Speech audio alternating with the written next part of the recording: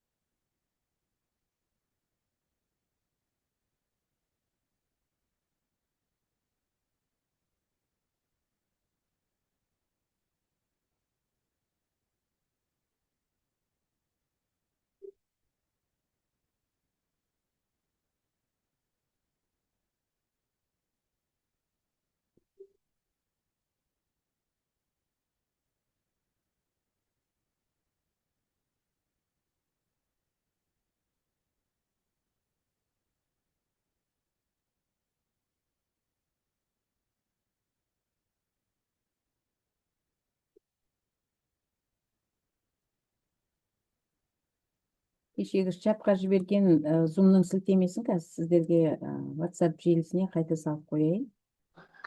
Мүмкін қарап та үлгердіңіздер ме, қарап үлгермедіңіздер ме?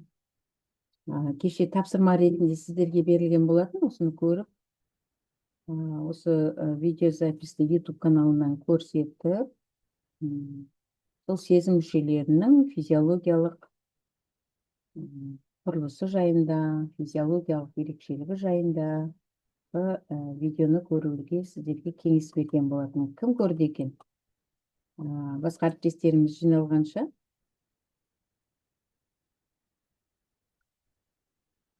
Көргендеріміз бар болса, чатқа қосылайық.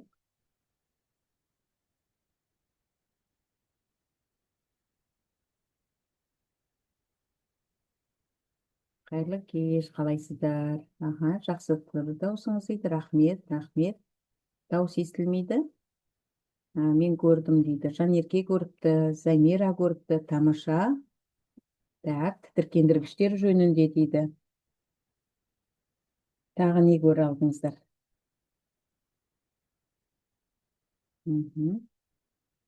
Сезім мүшелерінің бір-бірімен кешегі айырыстың теориясы бойынша.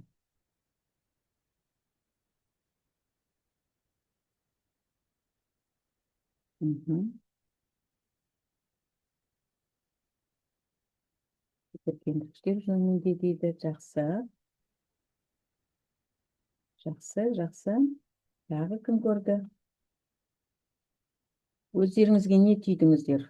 Жұмыстарыңызға немесе қажетті ақпарат ретінде қолдана аласыздар ма?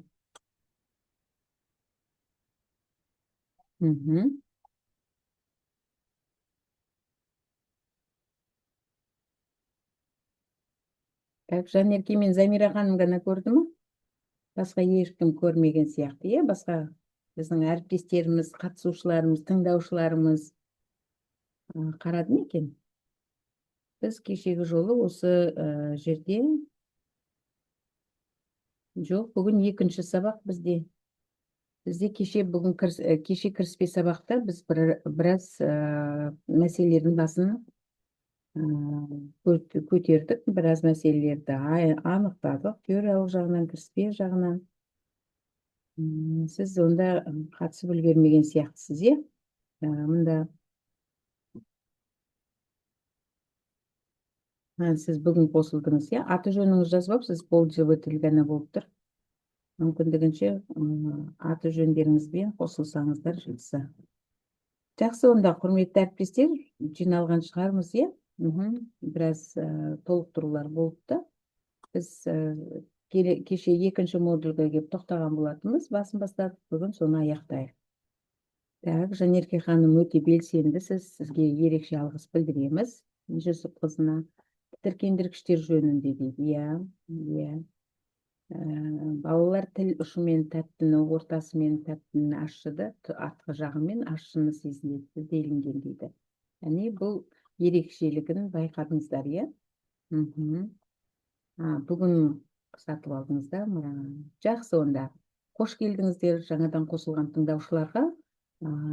Кішкене кіріспе ретінде айтып кетейін, біз сенсорлық интеграция туралы қозғап отырмыз, теориялық және тәжірибелік жағынан сіздерге қолдау мақсатында өткізіліп жатыр бұл курс. Осы курста сіздер қандай нәтижеге қол жеткізесіздер? Ең алдымен сенсорлық интеграция туралы алдыңғы білімдеріңізді толықтырасыздар деп ойлаймын.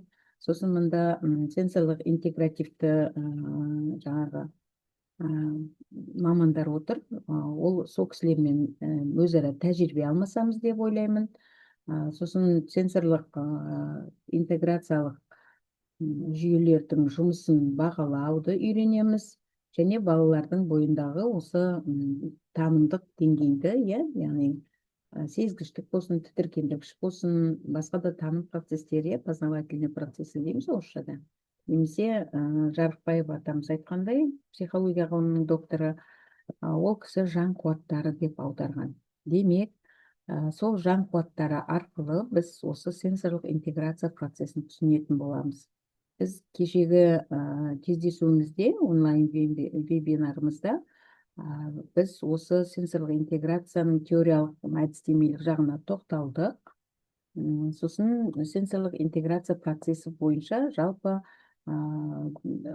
психикалық дамуда болсын, физиологиялық дамуда болсын, оның ерекшеліктеріне тоқталдық. Және ерекше қажеттілігі бар жандар үшін де, және қалыпты даму үстіндегі жандар үшін де сенсорлық интеграцияның маңызы туралы айтқан болатынбыз кеше кездесуімізде. Ал енді бүгін сол сенсорлық интеграция процесін әрі қарай жалғастырамыз. Жалғастыру үшін мына кестені мен сіздерге ашып қойдым. Осы суретте байқағаныңыздай, жаңадан қосылған әріптестеріміз бар. Кеше сіздермен біз белсенді талдаған болатынбыз осыны.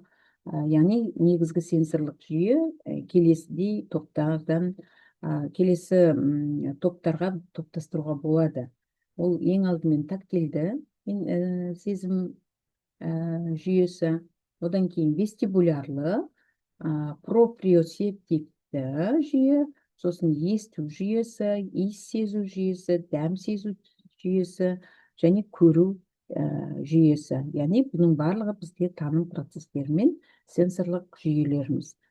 Енді осылардың барлығын топтастыра келе сенсорлық интеграцияның негізгі ұғымдары бола отырып, әрбір баланың осы сенсорлық интеграциясының қалай даму үстінде екенін осы алдымыздағы тұрған жүйелердің жұмысын бағалау арқылы біледі екенбіз. Дегенмен де біз кешегі кездесуімізде айтқандай, әрбір жүйе бір-бірін толықтырады, бір-бірін алмастыра алады, яғни компенсациялық жүйеде, және бір-біріне дамуына әсер етеді. Мысалы, жай ғана дәм сезуіміз бұзылса, онда біздің иіс сезуімізді нашарлауы мүмкін. Мысалы, қазір суық ауа райына байланысты, жайсыз ауа райына байланысты бізде көп жағдайда тұмаумен ауырып қалады, иә. Яғни тұмау жаңағы науқастың синдромдары мен симптомдарында тамақтың ауыруы, ауыз қуысының дәм сезбеуі, және тағы басқадай құлақтың мысалы дұрыс естімей қалуы, яғни барлық бір сезім мүшесі бұзылса, онда ол қалған сезім мүшелерінің де жарақаттауы мүмкін, немесе өзінің кері әсерін беріп отыруы мүмкін. Ал керісінше, егер жақсы дамыған болса, егер ол сенсорлық интеграциялық процестің, сенсорлық жүйедегі дамуының өте жоғары қарқынды болуы, ол адамды жаңағы жалпы кез келген бала болсын, ересек адам болсын, оларда оның ерекшелігін көрсетіп отырады. Бізде мынау инклюзивті білім беруде көбінесе сол білім беруді тек қана жаңағы мүмкіндігі шектеулі деп қазір айтпаймыз, ол бірақ медициналық тұрғыдан айтуға болады, әрине. Сол осы негізгі жүйелердің барлығына мысалы әсерін тигізеді, және инклюзивті білімде тек қана мүмкіндігі шектеулі немесе ерекше жандар деп біз басқаларды қоса аламыз. Мысалы талантты, дарынды балаларды, олар мысалы дарынды балалар өзге балаларға ұқсамай келеді, олар да инклюзивтік сыныпқа жатады. Немесе әлеуметтік осал тобының балалары да осындай әлеуметтік осал топтың өкілдері. Сол үшін де сенсорлық интеграция әдісінде тек қана ерекшелігіне байланысты немесе мынау физиологиялық дамуында өзгерісі бар тұлғалар кірмейді екен, яғни әлеуметтік жағынан да, физикалық мүмкіндіктерінің жағында да егер олқылықтар болатын болса, міндетті түрде сенсорлық жүйені үнемі реабилитациялап, міндетті түрде бейімдеп, егер әдістерді қолдансаңыз, тағы басқадай іс-әрекеттерді орындаған абзал. Жақсы, онда. Енді біз осы жүйелерді енді қалай жұмыс істетеміз? Мысалы, біз енді сенсорлық интеграцияға ең алдымен үшеуі тактильді, вестибулярлы және проприоцептивті сенсорлық жүйелер кіреді. Сонымен олар қандай жүйелер? Ең алдымен мына кестені ауыстырайын. Вестибулярлық жүйе бойынша. Вестибулярлық жүйе бойынша. Яғни бұл жерде анықтаманы берген кезде осы жаңағы суретті еске ала отырып тыңдасаңыздар болады. Мысалы, вестибулярлық жүйеде дененің қозғалысын, тепе-теңдігін және кеңістіктегі орнын сегізуге жауапты екен.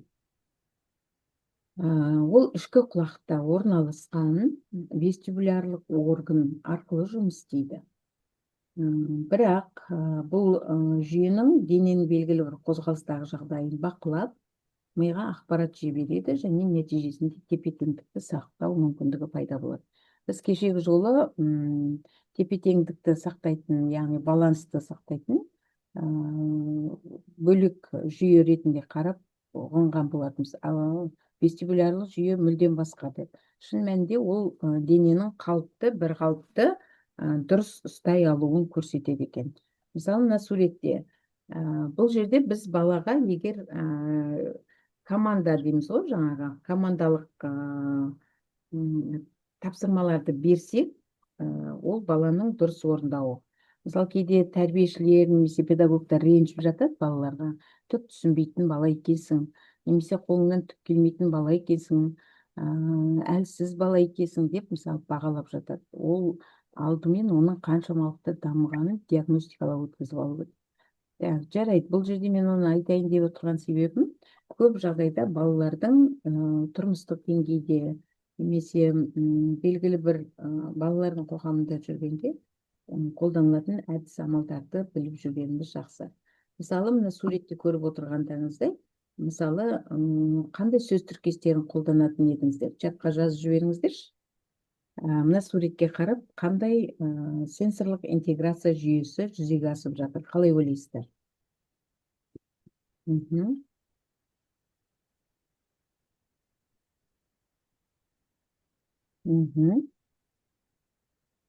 Чатта жайын. Сұрақты қайталаймын.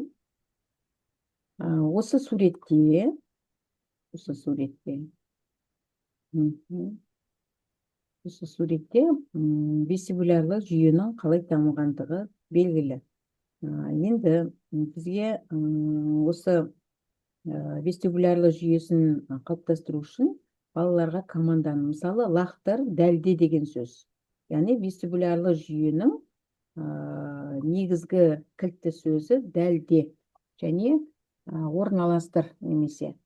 Мысалы, егер вестибулярлы жүйе, сосын көп жағдайда дұрыс сөзге байланысты. Егер біз лақтыр десек, бала әйтеуір лақтыра салуы мүмкін. Қолына ілінді, лақтыра салады. О, біз сосын қуанамыз, қолын қозғады, қолын көтерді. Әсіресе мынау физикалық мүмкіндігі шектеулі жандарға үшін.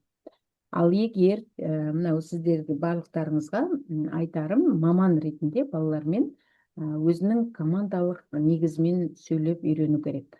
Әрі ол біздің жұмысымызды жеңілдетеді. Мысалы, егер біз тәрбиеші ретінде мынау суреттегі балаға жай ғана допты лақтыр, тигіз десек, ол түсінбеуі мүмкін. Неге лақтырам, қалай лақтырам, неге дәлдеймін, нені тигіземін допқа деп ойлануы мүмкін. Сол үшін балаға лақтыр демейсіздер, дәлде дейсіздер. Яғни мында суретті дәлде. Сонда ол бала көзімен көре тұра, ол қолын қимылдатып, соған лақтырады. Яғни дәлдей алады. Бұл бізде вестибулярлы жүйенің негізі. Ал енді қараңыздар, егер осы допты, немесе дәлдеп, егер тағы басқадай іс-әрекеттерді істеп жатып, осы вестибулярлы жүйенің әрі қарай дамуына себепші болатын ойын алаңдары бар. Ол көпшікті ойындар, сосын түрлі матрастық жүйелерде секіру, немесе скалолаза, яғни барлық кез келген ойынның вестибулярлы жүйесін енгізу. Міне сонда ғана біз вестибулярлы жүйенің қандай жұмыс істейтіндігін түсінеміз. Яғни дәлде, лақтыр, дәлде. Яғни дәлдейді көзбен, қолмен соны дәлдеп лақтырады. Дәл дөпті тигізе алу шарт. Әсіресе мына мергендік курстарға баратындарға осы сенсорлық интеграция негізіне сүйене отырып жаттығуларды жасатады. Кейде біз секір, лақтыр деп тікелей айта саламыз, нені лақтыру керек, неге секіру керек, қалай секіру керек деген сұрақтар туындауы мүмкін. Бұл вестибулярлы жүйе. Осы жүйе бойынша сұрақтарыңыз бар ма? Так. Көзбен қолдың қимылын үйлестіру өте дұрыс. Яғни, егер дәлдені нақтыласақ, көп жағдайда осы көзбен қолдың икемділігін байқауымызға болады. Жақсы. Так, әрі қарай жазғыларыңыз келсе жазып отырыңыздар, мен қарап оқып отырамын. Бұл вестибулярлы жүйенің негізгі суреті осы. Яғни балаларды допқа лақтырып, оны дәлдеген кезінде дұрыс түсе алуын қамтамасыз ету. Ол да баланың сенсорлық жүйесін әрі қарай дамытатын болады екен. Жақсы, онда әрі қарай келесі суретке мән берейік.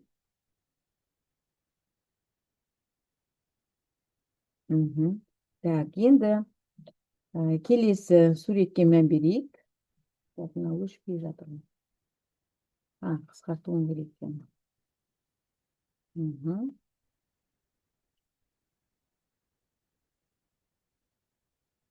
Так, келесі бұл проприосептивті жүйе. Проприосепция дегеніміз бұл дененің өзіне қатысты орналасуын және қозғалысын сезу қабілеті. Кеше біз осы вестибулярлы жүйемен кішкене шатастырдық, тең басу бүйшіктері дедік. Көп жағдайда вестибулярды кеңістікті қабылдау деп айтсаңыздар болады. Ал проприосептивті жүйені айтатын болсақ, ол адамның немесе тұлғаның ол тепе-теңдікті бұзуы.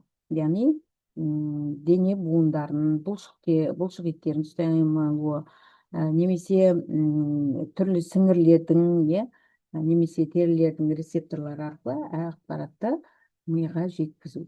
Бұл біздің проприосептивті жүйе.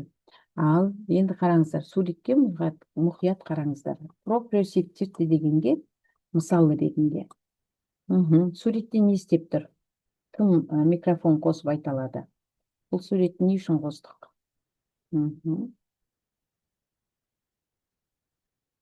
Так, чатқа жазайық. Саламатсыз ба тағы да? Баланың теңдігімен жұмыс жасап жатыр. Ал инструктор жанында не істеп тұр?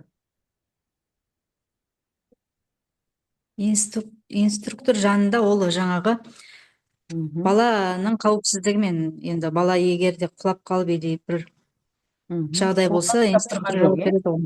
Қолынан ұстап тұрған жоқ, бірақ балаға түсіндіріп, оң аяқ, сол аяқ жүресі деп. Солай бағыт беріп тұр. Так, жақсы. Бағыт бағдар беріп тұр. Яғни тең басу түйсіктері проперсепция дейміз. Яғни адам тіке алға баса алу. Алға, артқа, оңға, солға, е. Көп жағдайда бұл сенсорлық орталықтарда, мен ойлаймын, сіздерде бар деп, көбінесе үлкен залды қамтамасыз етеді. Яғни үлкен залда балалар тепе-теңдікті ұстауды үйренеді. Қазір бір-екі видео кейс болады, ол кезде тағы дәлелдеп беретін боламыз. Так, Майра ханым жазып жатыр, бағыттап дейді. Яғни басын ұстап, кішкене бағыт, тік басыңды тік ұста. Өйткені бала, мынау скалалаздар бар ғой, не арқанмен жүретіндер, қолды екі жаққа сермеп жүреді, сосын басты тік ұстайды, иықты. Егер біз иықты кішкене алға салбырататын болсақ, немесе басты иетін болсақ, онда бала құлап кетуі мүмкін, да, мысалы биіктіктен. Әдейі осындай сенсорлық кабинеттерде балаларды осындай тіке жүргізіп үйретеді.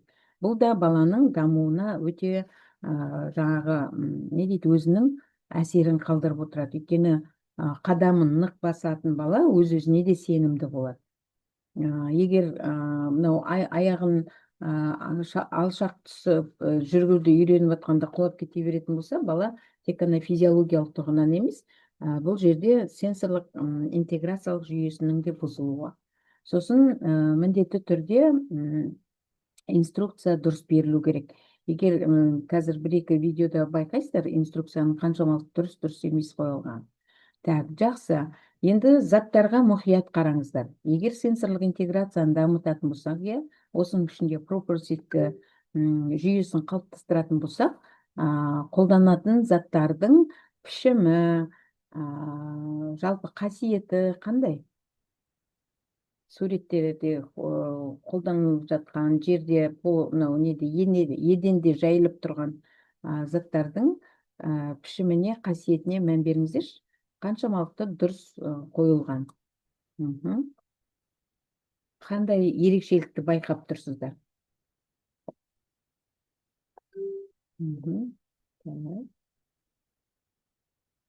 Барлығы пішіні әртүрлі, түрлі кедергілермен өтеді. Сосын тағы да қауіпсіздік шарасы үшін қандай пішімдерді қолданған?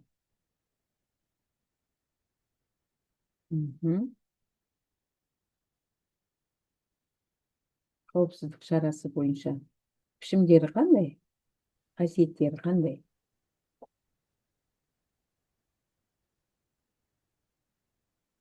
Жұмсақ материалдан жасалған ба? Әрине, баланың денесіне қатты тимейді. Жұмсақ болғанда кейбірі Резиновый сияқты? Резиновый, сосын тағы да Ағаш. Пішіндері дөңгелек, вот, тіке пішінді, тура пішінді, тіке. Ирек. Және ежик сияқты, балансир сияқты домалақ тұр. Аяғы сырбанбау үшін домалақтың үсті сондай. Өте дұрыс айтасыз, Сосын байқасаңыздар, пішімі жағынан өте ұқсастарын жақынырақ орналастырған. Байқадыңыздар ма? Бірден аса биік, бірден аса төмен емес. Тағы не байқадыңыздар?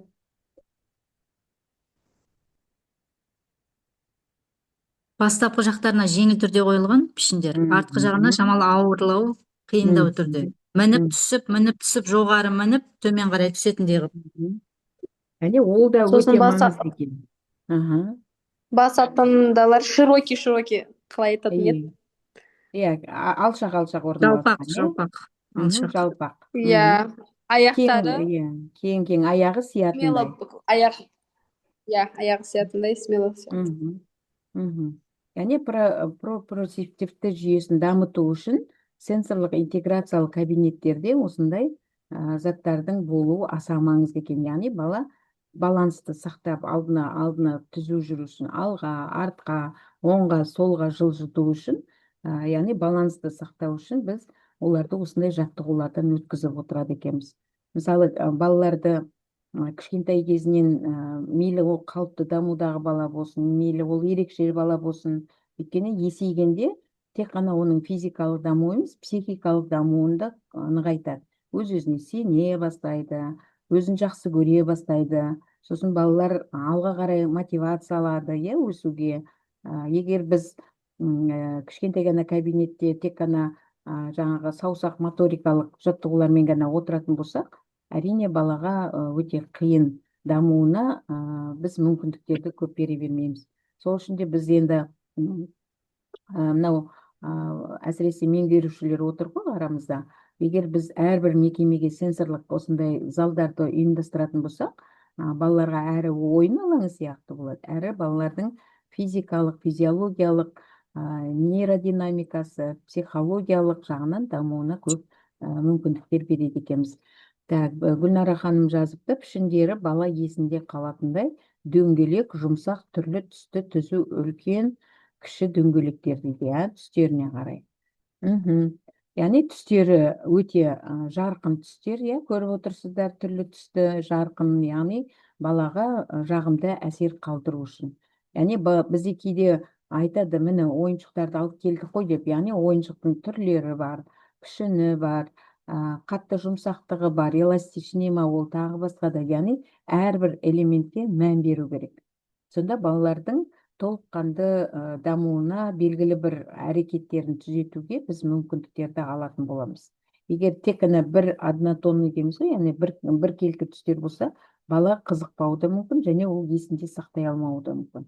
Сол үшін де әртүрлі түстер, пішімі жағынан, жұмсақ қаттылық жағынан, яғни заттың қасиетіне қарай осындай арнайы кабинеттерді ұйымдастыруға болады. Жақсы, онда біз келесі жүйеге өтейік. Бұл бізде проприоцептивті жүйе болатын. Енді келесі бізде тактильді, яғни тері сипап сезу түйсіктеріне байланысты дамитын сенсорлық жүйе. Яғни бұл дененің сыртқы ортасы мен тері арқылы сезілетін әртүрлі стимулдарға жауап беретін жүйе екен. Терідегі сезімтал рецепторлар ол қысым, температура, ауырлық, ауырсыну сияқты ақпараттарды миға түсіріп, оны сыртқы стимулдарға сезіндіруге мүмкіндік береді екен. Енді оны қазір тағы да талқылайтын боламыз. Мындағы суретті талдасақ, біз кеше айтқан болатынбыз, яғни бұл сенсорлық тақта. Дұрыс қой. Барлықтарыңызда бар деп ойлаймын. Мән беріп қарасаңыздар.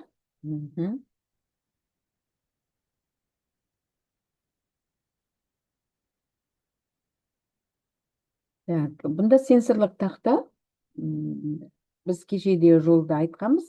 Ал енді бұл сенсорлық тақта қандай қызмет атқарады? Қолмен сезудің қызметін атқарады.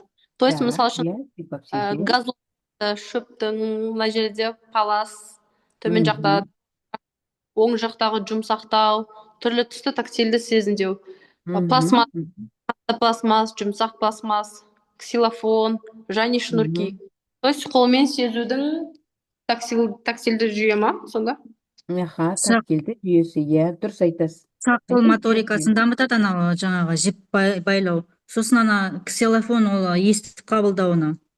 Бұл мен жіп талдауды жаңа вестибулярлыдан ненің артына қоя алмай тұрмын, суреттің артына. Сіздерге кедергі жасамасын деп. Жақсы. Тағы ойыншықтардың қасиеттеріне мән берейік, яғни сипап сезуде. Сипап сезу, есту, ұсақ қол моторикасы. Ұсақ моторикасына байланысты. Бұл енді барлықтарыңызда бар деп ойлаймын.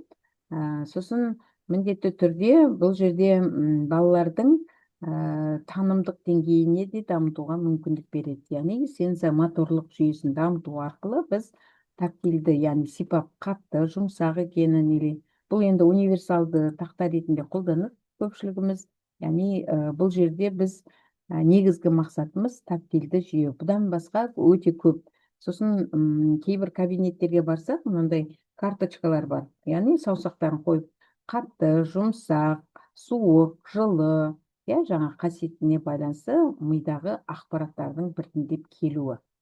Яғни ол ақпараттарды біз кеше мидың физиологиясы бойынша ақпараттарды қабылдау, ол баланың сол затқа деген қатынасына байланысты тез сақталатындай болу керек. Сол үшін де түрлі түсті, кедір-бұдырды, бірақ мұқият қарасаңыздар, үшкір зат көріп тұрған жоқсыздар, Демек, сіздерге бұл не айтады? Яғни сіздер қолданатын заттардың барлығы өте қарапайым болу керек және реалистік түрде, яғни шынайы өмірде бар сияқты. Және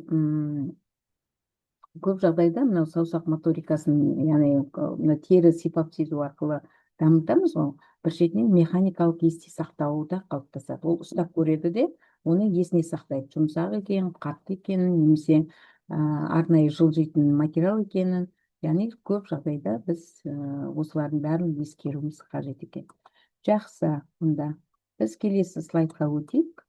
Сонымен үш негізгі жүйені сіздер бұрында білетінсіздер, енді мысалы ретінде сіздерге көрсетіп отырмыз. Енді келесі. Енді тікелей өзіміздің курсымыздың мақсатына тоқталайық. Яғни мақсаты бізде сенсорлық интеграция, оны диагностикалау және ол туралы біз білуіміз керекпіз. Енді қараңыздар, алдарыңызда бұл кестені мен не үшін жасап қойдым. Ең алдымен сенсорлық интеграцияның негіздері, яғни бәрі қатар тұр. Біріншіде жүйе көру, есту, дәм сезу, тыныс алу және иіс сезу, сипап сезу сезімдерді, яғни тактильдерді қалыптастыру және кеңістіктік жағдай, яғни сосын пропорцепция жүйесі. Енді бұларға біз мысал келтіретін болсақ, яғни сенсорлық органды талдадық, тағы басқадай.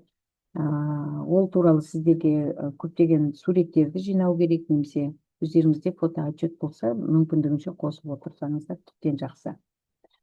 Сонымен, егер сенсорлық интеграцияның әртүрлі сезімдер арқылы миға жиналуын, енді әр адамның индивидуалды, біреу үшін жылы болуы мүмкін, біреу үшін суық болуы мүмкін. Дәл солай балаларда да сондай ерекшеліктерді ескеріп, талдағыштар мен қоздырғыштарды түсініп алуымыз керекпіз. Яғни сенсорлық орган ол талдағыш болады. Яғни біздің анализаторларымыз, көз, құлақ, тіл, ауыз қуысы, мұрын, тері беттері, вестибуларлық жүйе, буын, бұлшық еттер және сіңір. Қабылдайтын стимулдар, яғни қоздыратын көзге жарық, түрлі түсті қозғалыстар миға сезім қалдырады.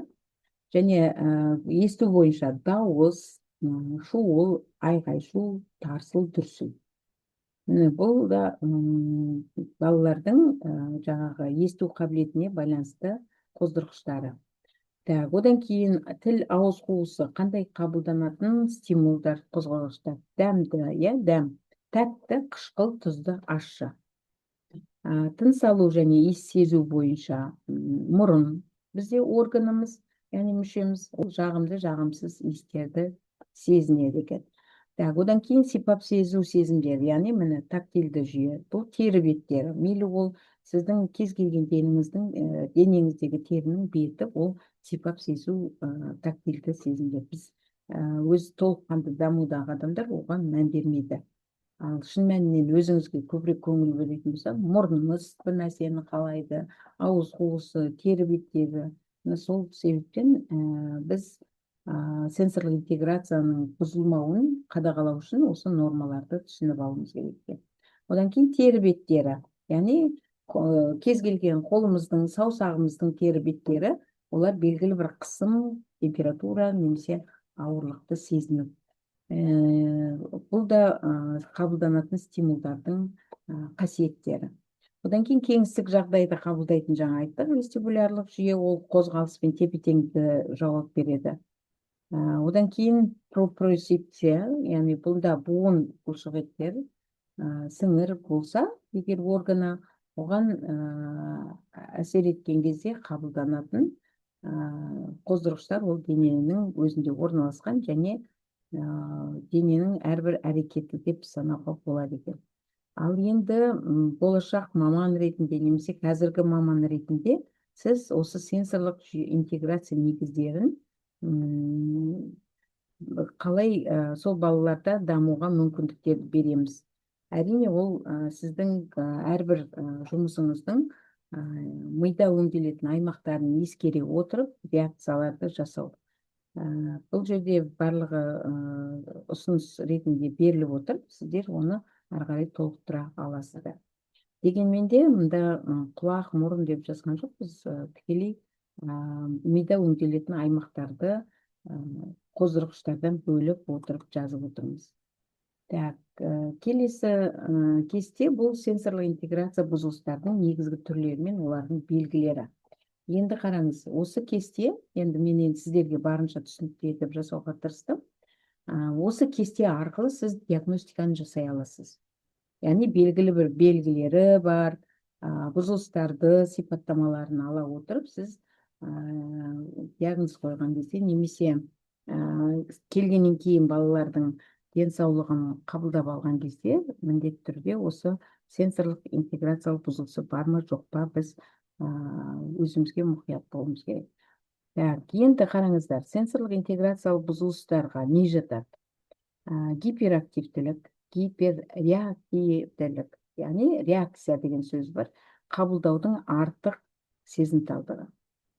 Одан кейін сенсорлық гиперреактивтілік бұл қабылдаудың аз сезімталдығы, яғни қабылдай алмайтын, яғни белгілі бір затқа, қатынасқа немесе сенсорлық жүйеге ұнатпайтын нәрсесін көрсетуі де мүмкін.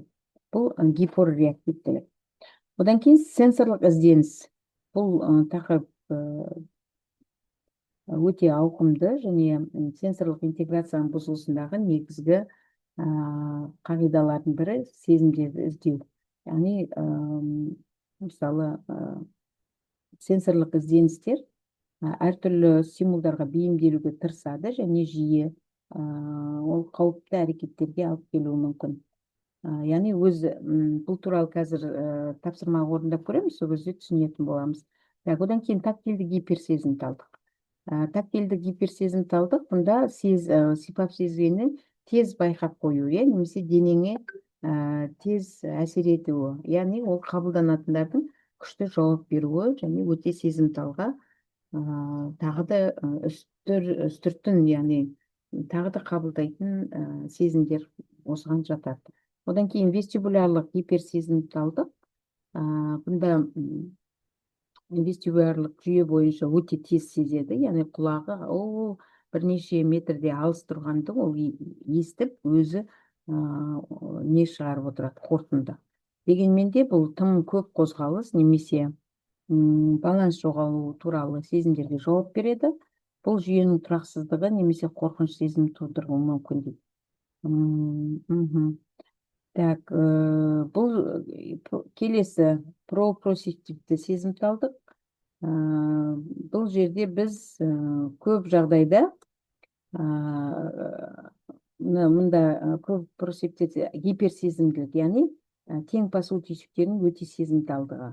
Яғни қозғалыстардың қатты бақылауына, денені ауырсуына әкелуі мүмкін. Мысалы, қатты бақылауға ала беріп. Мысалы, кейбіреулердікі тез көгеріп қалады. Кейде біз айтамыз, F5-пен дейсіз бе, көрінбей тұр ма? Қазір қойып көрейін.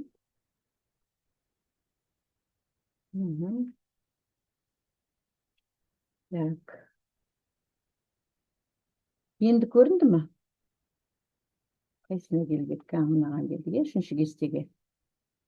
Сонда біз, кешірім сұрайын.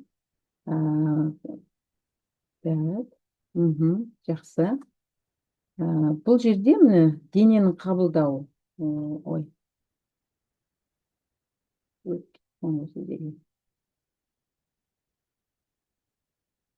Осы проприосептивті гиперсезімталдық дененің ақпаратқа тым сезімтал болу. Кейбіреулер қолдары көгеріп қалады, денелері көгеріп қалады, кішкене ұстағанның өзіне. Яғни бұл жерде құлап қала береді, бір жерін ұрып алады, сондай балаларымыз бар, иә. Әйтеуір ұрыншақ балалар дейміз ғой қазақша айтқанда. Бұл денелерін ұстауға өте қиын болады екен. Бұл ауытқулардың тізімі, қыздар, әріптестер. Сенсорлық ассоциациялардың бұзылуы деген бар соңғы қатарда. Бұл бұзылыс сенсорлық ақпараттардың дұрыс бірігуінің бұзылуы, яғни компенсациялардың дұрыс жүзеге аспауы. Мысалы, дыбысты естіп, немесе соған әрекет жасамау, немесе дәм сезіп, оған мысалы иісін сезбей қалу. Яғни бұл жерде де сенсорлық өзара байланысулардың бұзылуы мүмкін. Әрине, бұл нәтижесінде миға қажетті образ қалыптаспай қалады. Ал енді мынау соңғы артындағы үшінші бағанада бұнда симптомдары. Яғни сенсорлық интеграциялық бұзылыстардың сипаттамасы, сосын олардың симптомдары. Симптом дегеніміз белгілері. Яғни бұл жерде мысалы сенсорлық гиперреактивтілік қалай байқайсыздар сіздер бұл бұзылыстың бар екенін? Яғни мына симптомдар бар. Мысалы, бірінші сенсорлық гиперактив, яғни қабылдаудың артық сезімталдығын сіз қалай байқайсыз? Яғни ол балада шудың немесе жарықтың өте қатты әсер етуіне жауап береді. Ойбай, неге қатты жарық деп, мысалы, кейбір балалар қатты жарықты ұната бермейді. Одан кейін теріге тиген кезде ыңғайсыздық тудыруы мүмкін. Адамдарға жақындаудан қашу, көп адамдардың арасында болу қиындықтары. Қабылдаудың артық сезімталдылығы, өздеріңіз білесіздер, бұл аутизм синдромындағы балаларда кездеседі. Болады десек те болады. Сонда олар белгілі бір супқа, яғни адамға жақындаудан қорқады, немесе қашады. Көп адамдардың арасында болу қорқынышы бар болуы мүмкін, да, адасып қалатындай. Сондай сияқты симптомдар мен белгілерін білуге болады екен. Одан кейін сенсорлық гипор, яғни мынау гипер мен аса сезімталдықта, керісінше гипор дегеніміз гипор дегеніміз керісінше аз сезімталдық. Яғни бұл жерде денені қанша отырса да суықты сезбеуі мүмкін. Кейбір балалар мысалы температураны сезбеуі мүмкін, ауырсынуды сезінбеу. Сосын сіздерде қазір өздеріңіз білесіздер, бізде қатты ауыр матрастар бар. Соған орап, баланың денесіндегі ауырсынуды сезіндіруге бағыттайтын терапиялық курстар бар. Сосын қозғалысқа немесе қоршаған ортаға жауап бермеуі мүмкін. Яғни бұл жерде де ауытқушылық немесе жаңағы бұзылысының бар екенін көруге болады. Одан кейін сенсорлық ізденіс, яғни сезімдерді іздеу. Бұл жерде жиі қозғалыс, бір балалар бар, отырған жерінде тұра алмайтын, айнала береді, немесе басын шайқап дірілдеп жүретін балаларымыз бар. Немесе бір орында тыныш отыра алмайтындар. Яғни ол сезімдердің ізденісі, яғни оған бір әрекетіне компенсация жетпей тұр, орын толтыратын. Сол үшін де қатты шу, жарыққа қызығушылық танытып, қатты дыбыс соған қосылып айғайлайтын балаларымыз бар, қатерлі әрекеттерге қатысуы мүмкін, ол денесінің ауырған түсінбейді кейбір балалар. Менен қазір практикалық тапсырмаларымызда осы мысалдар келтіріледі. Одан кейін тактильді гиперсезімділікке, мысалы, киінуге, жуынуға наразылық, жуынатын кезде кейбір балалар жылайды, немесе киімін ауыстырған сайын бақырып жылайтын балаларымыз бар. Оларда тактильдік гиперсезімділік өте жоғары болғандықтан, оларда сенсорлық бұзылыс бар деген сөз. Сосын жеңіл қозғалыстарға қарсы күресу, яғни қол тигізуден қашу, немесе бір жерге отырудан қашу, сондай мазасыздық тудыратын бұзылыстар. Сосын жұмсақ, жылы немесе қатты материалдарды ұнатпау. Яғни ол бала әрбір денесіне, қолына ұстап көргені, немесе жалпы жанындағы заттар оны тітіркендіруі мүмкін екен. Ол гиперсезімталдық. Ал енді вестибулярлық гиперсезімталдықта ол бір орында тұрақтамай, айнала беру, немесе құлауы мүмкін деген сезімдер бар. Ол жаңағы неге сияқты мынау сенсорлық ізденіске жақын. Олар үнемі белгілі бір жоғары көтеруге деген қорқынышы немесе тағы да не бар. Яғни көптеген әрекеттерге өзінің жағымсыз эмоциясын көрсетуі мүмкін. Ол туралы тағы да тоқталамыз. Сосын прогрессивті гиперсезімталдық, мұнда қатты қысым немесе дене ауырсуынан қашу, яғни денені ұстау, қозғалыстарды басқаруда қиындық, яғни қолын көтер десе оң қолын немесе сол қолын тағы басқадай көтеруге жай ғана бит көтере салуы мүмкін. Яғни өте жоғары көтер десең де ол ақырын ғана көтеруі мүмкін. Яғни бұл жерде тең басу мүмкіндіктерінің бұзылуы. Ал соңғы сенсорлық ассоциациялардың бұзылуында біз мынандай симптомдарды байқауға болады. Қимыл мен қозғалысты үйлестіру қиындықтары. Әртүрлі сезімдерді біріктіре алмайды, визуалды қозғалыстық ақпараттарды дұрыс қабылдай алмайды, яғни көрген нәрсесін қозғалыспен қайталап бере алмайды. Яғни бұл жерде мысалы теледидарға белгілі бір құстардың немесе аңдардың әрекетін жасап, қане жасашы десек, ол бала түсінбеуі мүмкін, немесе оны біріктіре алмауы мүмкін. Осындай симптомдар, белгілер бар. Демек, бұл кестені мен сіздерге құрастырған себебім, сіздер диагностикалық әрекеттеріңізге осыны қолдансаңыздар болады. Мысалы, келген балаға қабылдайсыздар ғой сіздер. Бірінші ең алдымен бақылап көресіздер, тағы басқадай әрекеттерді жасап, осы сипаттамасына қарай тапсырмаларды дайындап қойсаңыздар, сосын сол тапсырмаларды орындауына байланысты мүмкін болатын белгілер мен симптомдарын жазсаңыздар, бұл сіздердің диагностикалық жұмыстарыңыз болып табылады.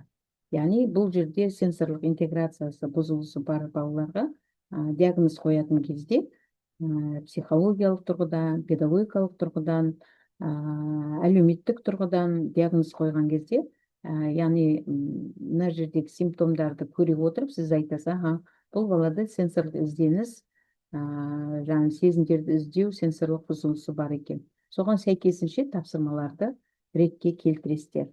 Бұл кесте сіздер үшін өздеріңізге түртіп жазып қойыңыздар. Екінші кесте көбінесе диагностикалық әрекеттеріңізге қажет болады.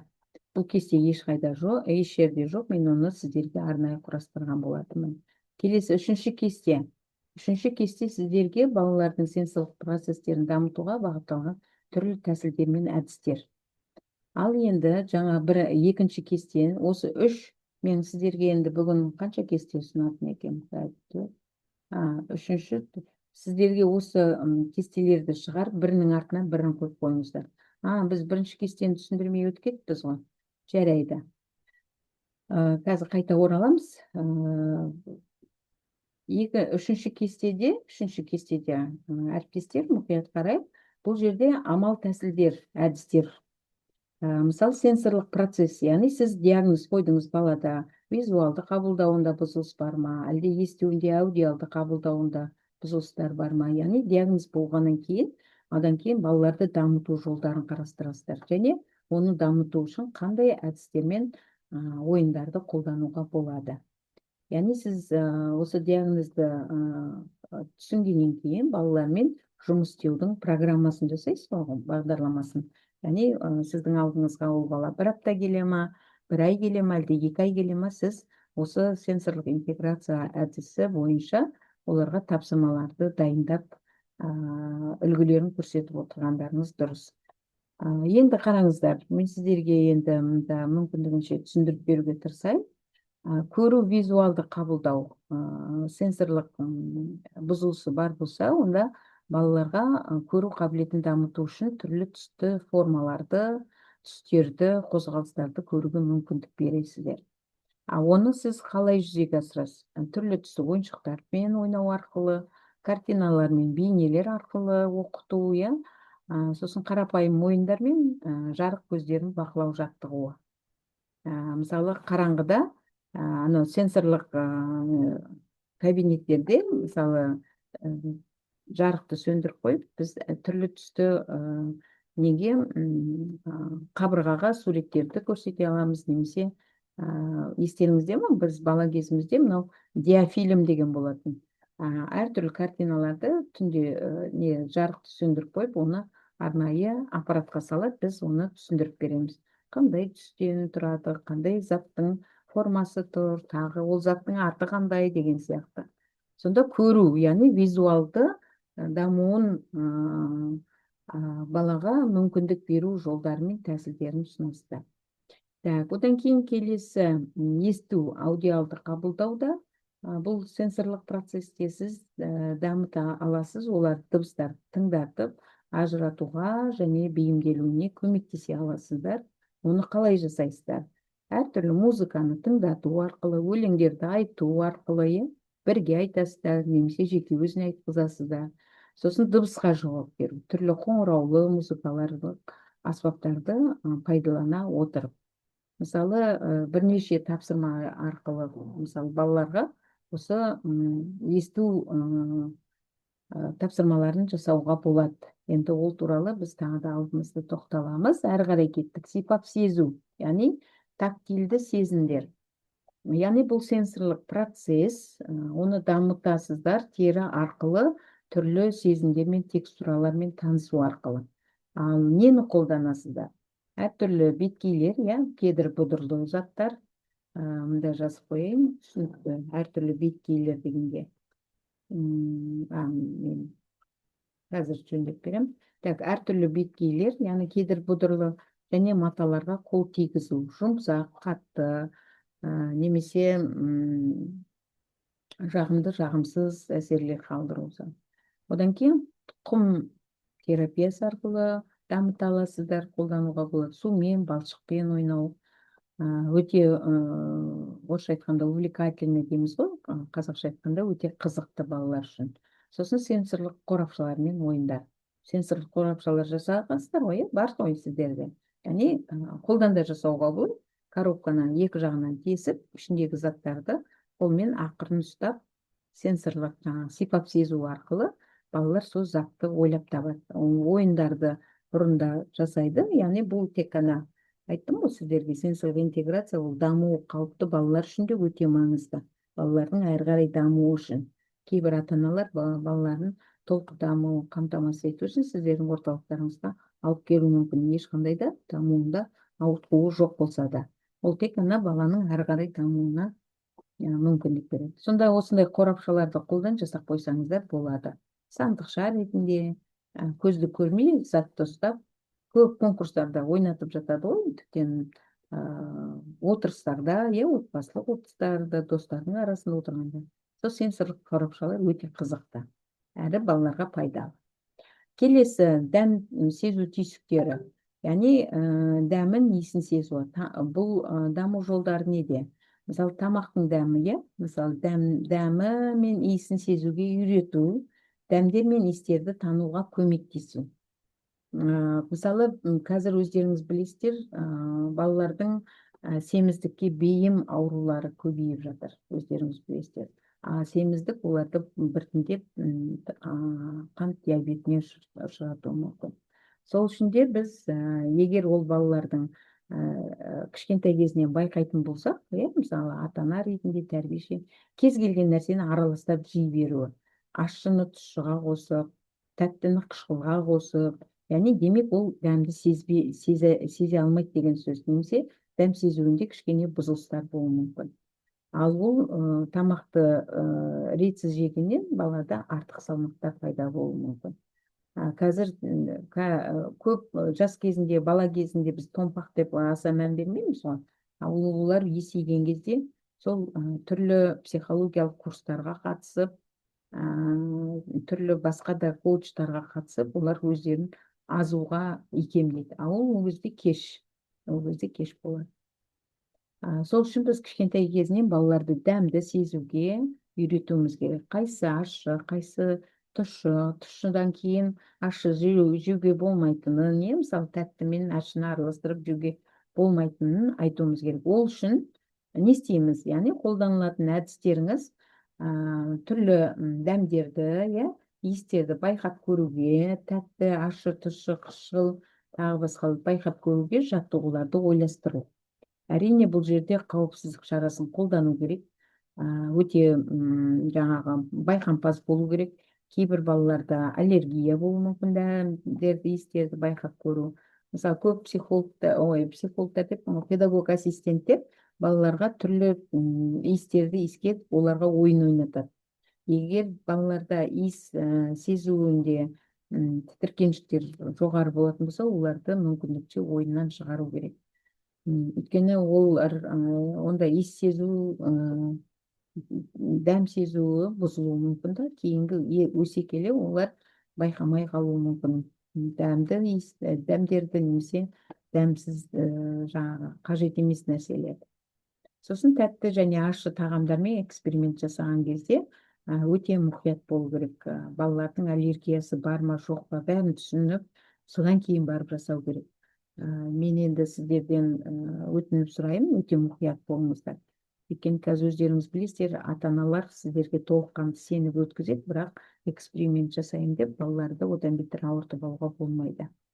Қауіпсіздік ережесі міндетті түрде сақталу керек. Бірінші рет болса, ол кішкене дәмін көру керек, кішкене жеп көру керек, немесе ата-анасынан сұрау керек, қандай аллергиясы бар ма, жоқ па деген сияқты. Жақсы, онда әрі қарай келесі кеңістікті бағдарлау. Яғни вестибулярлы. Бұнда екеуі астында үстінде жазған. Бұнда кеңістікті бағдарлау мүмкіндігінше екеуін қосып қояйын қазір.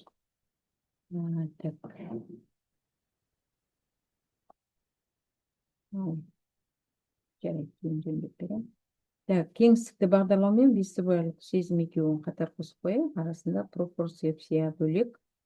Бұнда балалардың кеңістікте орнын сезінуге және қозғалысқа бейімделуге көмектесу. Яғни біз қозғалыс жаттығуларды, спорттық ойындарды қолдана аламыз түрлі. Сосын жаяу жүгірту, өрмелету, тепе-теңдікті сақтау жаттығуларын орындау, бұл әдістер мен ойындарға кіреді екен. Және астындағы вестибулярлық сезімдер қосқан кезде қозғалыс пен тепе-теңдікті сезінуге көмектесеміз, айналамыз, теңселеміз арқылы сондай кеңістікке бейімделу қалыптасады екен. Бұл жерде тепе-теңдік жаттығулары, түрлі дөңгелек үстелдер мен ойыншықтарда айналу, балансты дамытуға арналған ойындар. Бұл да баланың немесе осы сенсорлық бұзылыстары бар тұлғаларға қандай бұзылысы бар, соған сәйкесінше жауаптар. Ал проприосепция денені қабылдау, бұнда қозғалыс тұрақтылығын түсінуге көмектесеміз баланың. Оған қандай жаттығуларды, әдістерді қолдануға болады? Әрине, дене қимылдарын басқару жаттығулары. Немесе мектепке дейінгі балаларға көбірек, мысалы, құстардың ұшатынын көрсету, немесе жан-жануарлардың қимылын көрсету арқылы өзінің денесіндегі қимылды басқару. Бұл ойындар, жаңағыдегі өзге жануарлардың әрекетін қайталау ойындары өте қызықты, әрі балаларды дене қозғалыстарын дұрыс басқаруға үйрете алады екенбіз. Сосын жүру, секіру, лақтыру және сүйреу жаттығулары, қалпына келтіру жаттығулары өте маңызды. Өйткені жүру арқылы, секіру арқылы, лақтыру. Кейде біз айтамыз, балалар бұрынғыдай скакалка ойнамайды, көбінесе телефонмен отырады. Сосын волейбол, баскетбол деген ересектер ғана ойнайды деп ойлаймыз. Балаларды кез келген кеңістікті немесе балансты сақтау үшін балаларға осындай физикалық жаттығулары бар ойындарды көбірек ойнатқан дұрыс. Сосын қалпына келтіру жаттығулары. Яғни қалпына келтіру дегеніміз, егер ол жасай алмаса, соны өзінің деңгейіне қалпына келтіру арқылы үйрету. Бұл да әдіс, амалдар. Демек, бұл кесте сіздерге алдыңғы кестені толықтыру мақсатында, яғни бірінші диагностикалық әдіс болса, екіншісі бұл қандай әдістерді, амалдарды қолдануға арналған жаттығулар екен. Жақсы, әрі қарай енді келесі кестеге көшейік.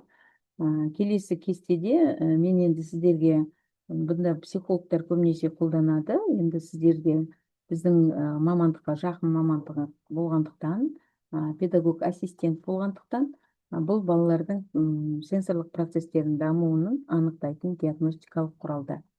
Бұған енді қазір сіздерге кестенің қалай жүргізетінін көрсетемін. Бұл мынау алғашқы 4 арнайы tesттер, шетелдік ғалымдармен жасалған tesттер. Оны енді мен сіздерге қарақшылап ұсынамын. Бірақ қолдануда қиындық туындаса, көресіздер, егер мүмкін болса хабарласып реттеуге көмектесеміз. Болмаса, сенсорлық интеграция сұрақнамасын қазір үлгісін көрсетем, мүмкін жұмыстарыңызға пайдасы тиіп қалатын шығар. Сонымен, бірінші диагностикалық құрал сенсорлық интеграция сұрақнамасы. Онда жалпы сенсорлық интеграция процесін ескереміз. Сипаттамасы бойынша бұл құрал сенсорлық қабылдау мен интеграцияны бағалауға арналған.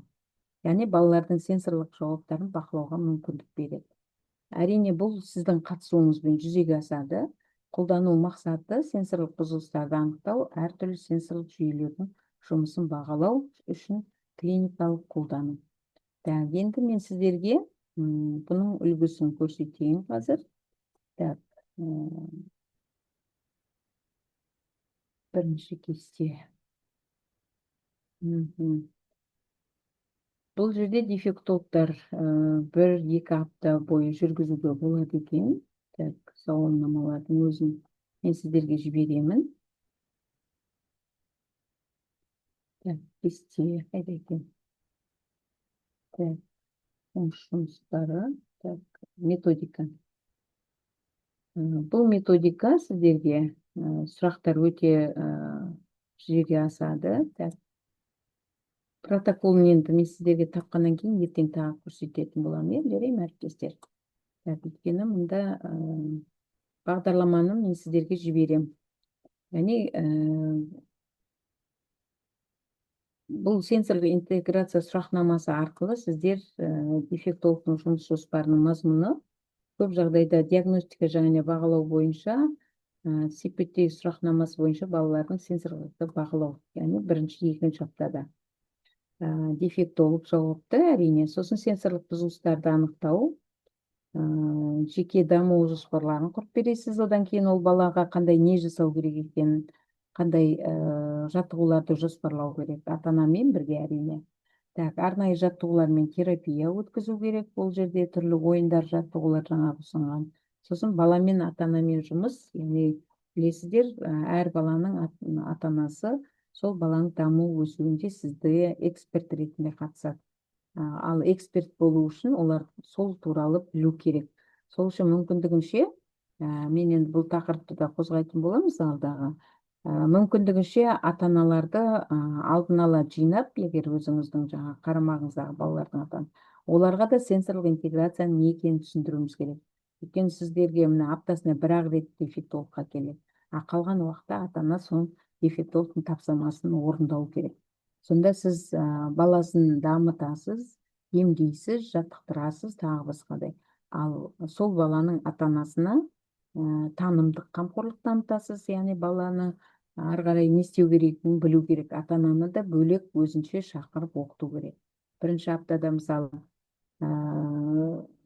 ата-ананы шақырып, бұл баланың диагнозын айтқаннан кейін арнайы кеңестерді беру арқылы ата-ананың бағыт-бағдарын көрсету керек, не істейтінін. Одан кейін нәтижелерді бағалау және түзету бойынша, бұнда балаларды қажет болған жағдайда түзету енгізесіздер, және ол 2 ай сайын, әр 2 айда 1 рет түзетушілік жаңағы тапсырмаларды қайта бересіздер. Әрине, баланың соңғы сабақтарында сенсорлық интеграцияның жалпы деңгейін бағалай және нәтижелерін талқылап, дефектолог, психолог немесе басқа да мамандармен бірге отырып, нәтижелерді талқылап, яғни қорытынды бағалау жасайсыздар. Ол 6 айда 1 рет болады. Яғни бұл динамикасы мен баланың жақсы жеке қажеттіліктерінің өтелуіне байланысты бұндай жұмыстар тоқтатылады.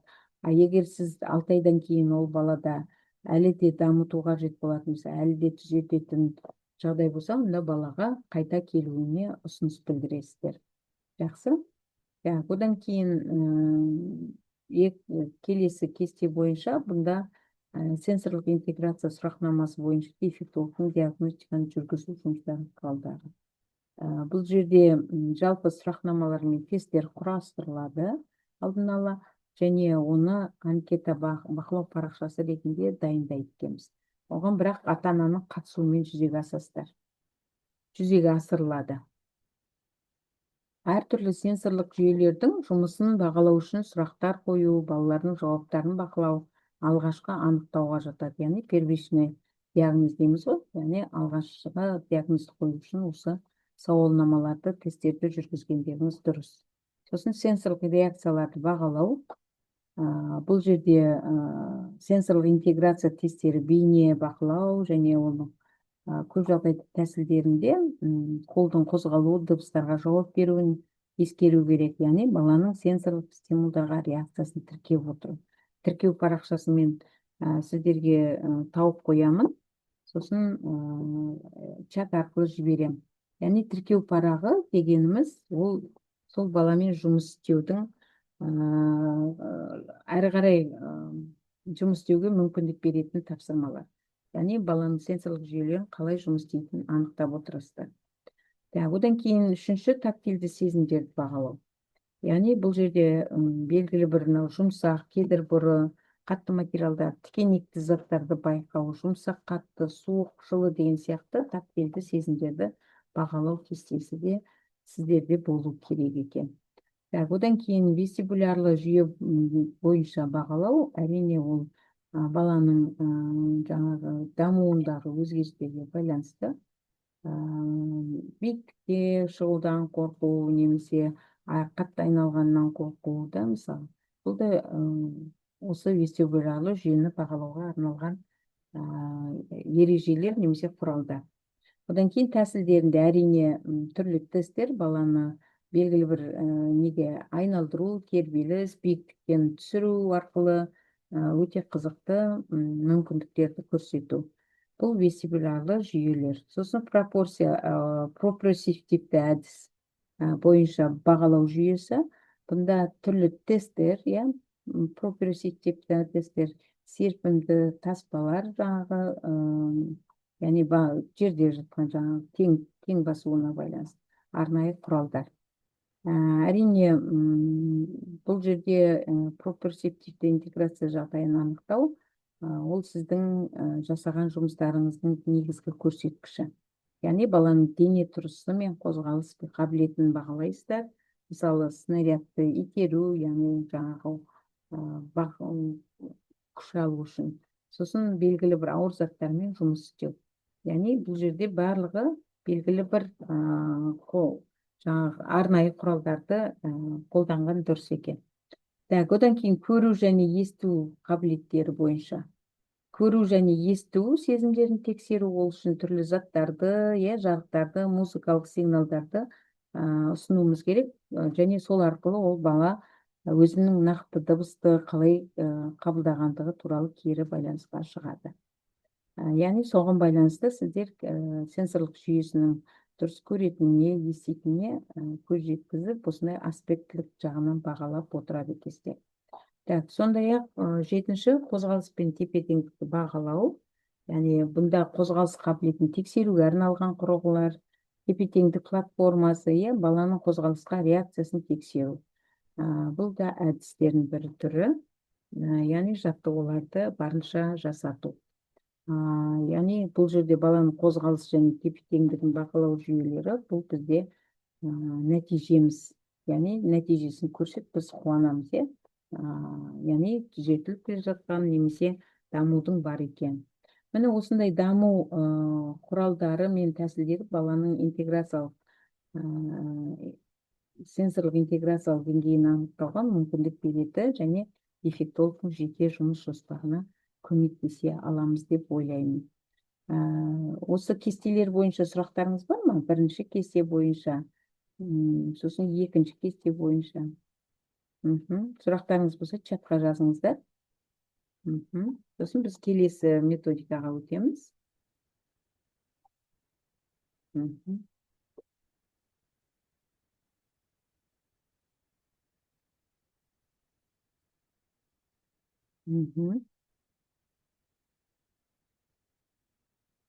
Енді мүмкіндігінше мен сіздерге уақытын ұсынып отырмын. Өздеріңіз жұмыстарыңызға қарай уақытты созып алуларыңызға болады. Так, слайдқа қайта оралайын.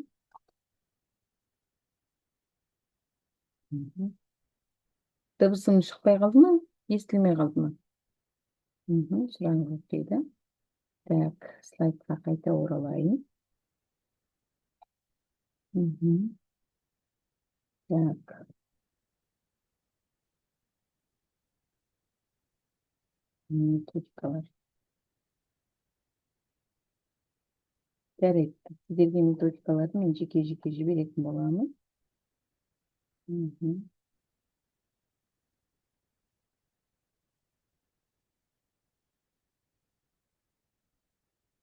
Так, жақсы. Онда біз слайдқа қайта оралсақ.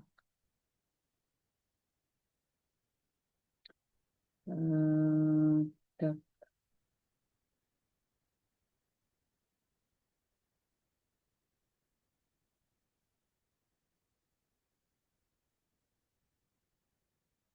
Так, қазір қайтадан қойып берейін.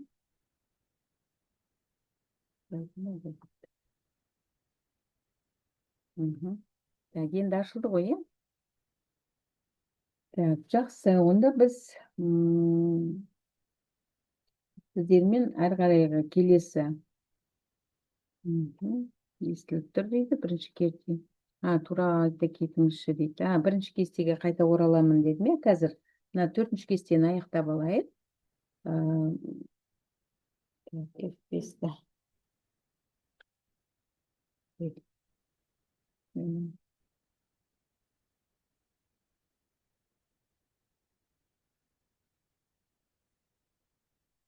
Так, бұл енді психологтармен бірге жүргізілетін диагностикалық құралдар.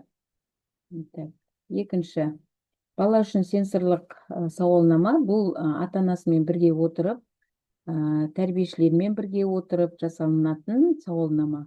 Оның сұрақтарында мен сіздерге жіберемін. Яғни сіз баламен жұмыс істегенде әсіресе арнайы сенсорлық орталықтарға барудың қажеті жоқ. Яғни балабақшада тәрбиеші немесе педагог, психолог, педагог, дефектолог, логопед те мысалы қолдануына болады. Яғни бала үшін сенсорлық сауалнама, оның сипаттамасы әрине баланың сенсорлық сезімдерге деген реакциясын бағалауға арналған.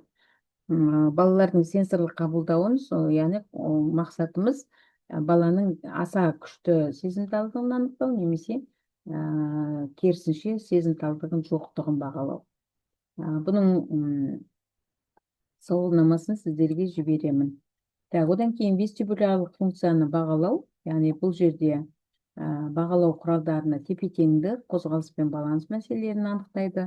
Бұл жерде енді тікелей бізде вестибулярлық жүйенің дұрыс жұмыс істейтін, істемейтін, немесе функциясын бұзылуын дисфункция деп атаймыз. Бұл сол балалардың вестибулярлық жүйесін анықтауға арналған. Бұл көбінесе жаттығу мақсатында жүзеге асады. Одан кейін тактильді сезімталдық шкаласы, яғни бұнда тактильді қабылдау, баланың теріге деген сезімталдығын анықтайтын құрал, әртүрлі беткейлер мен жаңағы кедір бұдырлар мен қысымдарға байланысты өзінің реакциясын бақылауға арналған екен. Так, сипаттамасы. Одан кейінгі бізде сенсорлық процесті бағалау тесті, бұл жалпы сенсорлық қабылдау интеграциясын анықтау мақсатында қолданылады. Сосын балалардың сенсорлық жүйелерінің жұмысын көру, есту, басқа да тактильді, вестибулярлы, проприоцептив жүйелерін кешенді түрде бағалауға арналған.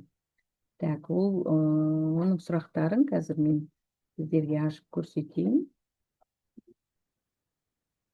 Қазір. Останови. Так, қазір қайтадан. SMN-ді. Так, екінші. Так. Екінші методика. Бұнда да балаларға арналған сауалнамалар, яғни қазір көрсетемін. емес. Бір жерге сақтап едім сіздерге дайындап. Ұмытып қалдым. Бұл жерде мына сұрақтар қойылады. Мысалы, тактильді сезімдерді анықтау үшін, яғни балалардағы денесін теріге әртүрлі материалдарды тигізгенде әсеріңіз қалай? Мысалы, бір жұмсақ қағазды немесе қатты қағазды, суық, ыстық заттарды қойып, баладан сұрау керек. Бұл жерде как интервью жүргізген сияқты жүргізесіздер, яғни бақылау картасын жасап қойып, мысалы, балаға осындай тактильді сезімдерді анықтауына көмектесесіздер. Яғни баланың бетіне немесе қолына әртүрлі беттерді тигізгенде ол нені сезеді. Одан кейін баланың қолдары мен аяқтары мен басқа да дене бөліктеріне әртүрлі текстураларды тигізгенде қалай жауап береді. Мысалы, жүн, жібек, су, және аттарына. Енді кейде мынандай жағдай болады, құрметті әріптестер, баланың танымдық көзқарасы, танымдық көзқарасы емес, танымдық дамуының деңгейі. Мысалы, қалай анықтаймыз? Оның тәжірибесі, өмір сүру тәжірибесіне байланысты. Егер балаға біз заттың қатты, кедір бұдыр, немесе тағы басқа аттарды атауларын үйретпесек, онда бала сізге ол жауапты бере алмауы мүмкін. Өйткені ол тәжірибесінде ол сөзді қолданбай жүр. Немесе бала ондай сөзді естімеген болуы мүмкін. Сол үшін біз кішкентай кезінен танымдық жаттығуларды жасап, бұл қатты зат, бұл жұмсақ, бұл үшкір зат, денеңді зақымданып алуы мүмкін деп ата-ана әрбір затқа түсініктеме беріп отырса, балада тәжірибе қалыптасады сол зат туралы. Әрі кейін мынандай сұрақтарды сауалнамалар жүргізген кезде біз олардың ауытқуын немесе бұзылыстарын айқындауға барынша біз үшін және бала үшін өте қолайлы болады. Одан кейін баланың қолдары мен аяқтарын басқа да дене бөліктеріне әртүрлі, оны айттық, баланың қолы немесе аяғы әртүрлі материалдармен құм, су, мұз жанасқанда ол өзін қалай ұстайды. Бұл жерде тітіркендіргіштер. Кешегі біз видеороликті көрдік, сол тітіркендіргіштер қалай жұмыс істейді. Мысалы, түрлі материалдарға жанасқанда, құмға, суға, түрлі мұзды, суықты жерлерге қолданғанда, мысалы, жаз уақытында алып қарағанда, егер бала мысалы күн ыстықта жер қызады ғой, жалаң аяқ жүргізсек, ол мысалы әрі қарай жүре алмай қалуы мүмкін. Өйткені ол аяғы өте ыстықты сезіп тұр. Егер жаңағы тактильді бұзылысы бар бала болса, ол ыстық екенін түсінбеуді мүмкін, қолын күйдіріп алады, немесе аяғын күйдіріп алуы мүмкін. Көрдіңіздер ме? Демек, баланың жаңағы тактильді сезімдерді дұрыс дамуы баланың өмірлік қауіпсіздіктерін сақтайды екен. Сол себептен де біз кішкентай кезінен балаға не зат, мысалы, шәугімді, дастарханда тұрғанда ыстық шайнекті ұстап қалмау үшін өзіне көп ондай оқиғалар өте көп. Үстіне мысалы сорпа құйып алған келіншектерде болған, байқамай баласының қолы жететін жерге мысалы сорпа құйылған ыдысты қойып қойған, ол үстіне құйылып кеткен жағдайлар болады. Өте қиын жағдайлар бар. Сол үшін де біз мүмкіндігінше баланың әртүрлі қауіпсіздігін сақтауымыз керек. Одан кейін вестибулярлы жүйе бойынша сіздерге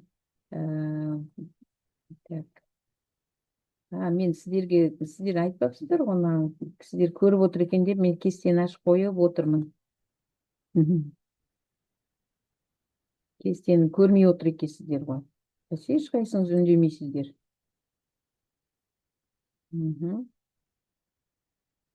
Так. Төртінші кестеге келген болатынбыз біз. Кестені көрінбей тұр ғой.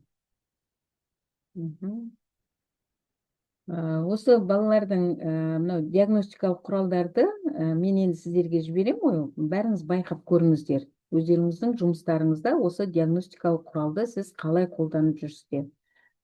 Бала психомоторикасын бағалау тесті, балаға арналған есту тесті, көру қабілетін бағалау тесті, сосын Монтессори сенсорлық ойындарының диагностикалық құралдарын қолдану тағы басқадай.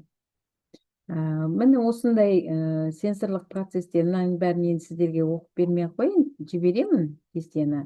И осы бойынша сіздер сенсорлық процесстер дамуын анықтайтын диагностикалық құралдарға сипаттама ала аласыздар және қолдану мақсатын түсіне аласыздар. Мүмкіндігінше мен жіберген материалды өз уақытында қараңыздар және соған сәйкесінше сұрақтарыңыз болса қойып отырсаңыздар болады.